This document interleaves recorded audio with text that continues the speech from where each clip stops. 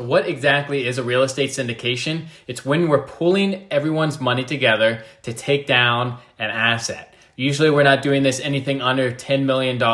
Really doesn't make sense from economies of scale size to filing with the Securities Exchange Commission. We're going as far as up to $100 million. Our typical deal size lately has been around $75 million.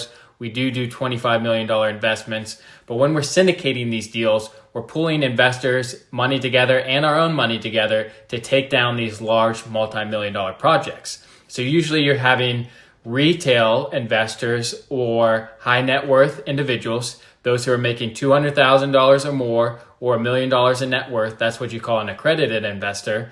And we're pooling their capital together. So anywhere from $50,000 to $100,000 minimum to up to usually around $1 million check size. So those kind of range anywhere in between that.